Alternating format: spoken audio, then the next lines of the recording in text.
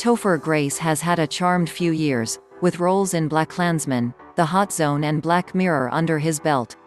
And he returns to sitcoms this season with Home Economics, about a group of adult siblings dealing with very different financial situations. It's his first sitcom lead since breaking through with that 70s show, more than 20 years ago. Here, he muses on his career memories and recalls some film and TV favorites. My first film lesson: my mom would only let me watch black and white movies. I wasn't allowed to watch television as a kid. At the time, I was mad at her, because everyone was talking about whatever happened on the Wonder Years. But I look back now and think that was great. She also took us to MGM Studios in Orlando, which is a fictional mini-version of Hollywood. I thought, could it be this wonderful? When I was cast on that 70s show straight out of high school, the set was built so they could close off the whole house, because they wanted to do a long tracking shot in the opening. It was kind of like that fictional Hollywood experience brought to life.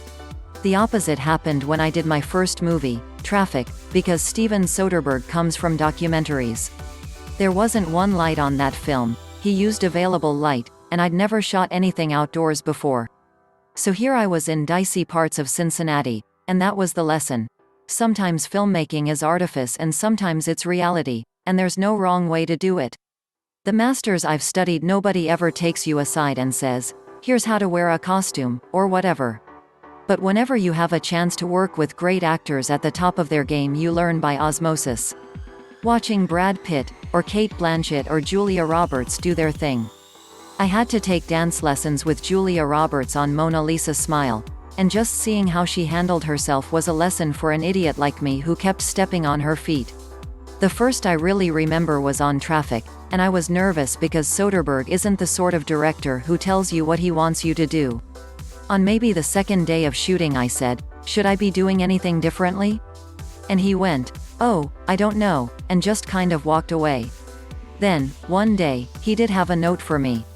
I must have been really off base with something, and he made his way toward me as I was standing with Michael Douglas, who was the first big star I'd ever worked with.